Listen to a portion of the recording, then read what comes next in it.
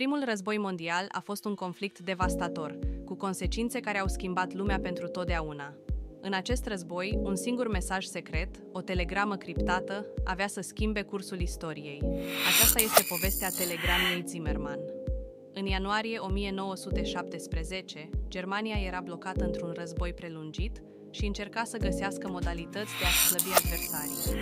Germania dorea să țină Statele Unite departe de conflict, iar pentru asta a trimis o telegramă ambasadei germane din Mexic, adresată guvernului mexican. Telegrama Zimmermann conținea o propunere surprinzătoare.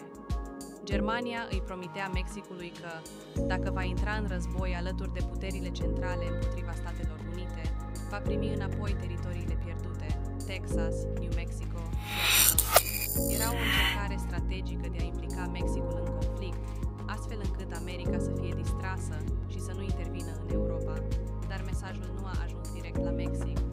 Serviciile britanice de informații au interceptat telegrama, au spart și au tradus conținutul. Ei au decis să îl dezvăluie guvernului american, care până atunci păstrase o poziție neutră în război. Publicarea telegramei în presa americană a provocat un val uriaș de indignare și a schimbat opinia publică. În doar câteva luni, în aprilie 1917, Statele Unite au declarat război Germaniei, marcând un punct decisiv în război. Implicarea SUA a adus resurse economice, militare și morale imense aliaților, ceea ce a condus în final la înfrângerea puterilor centrale. Telegrama Zimmermann rămâne un exemplu clasic al importanței spionajului și al modului în care un singur mesaj poate schimba soarta lumii. E o poveste despre strategie, greșeli și puterea informației în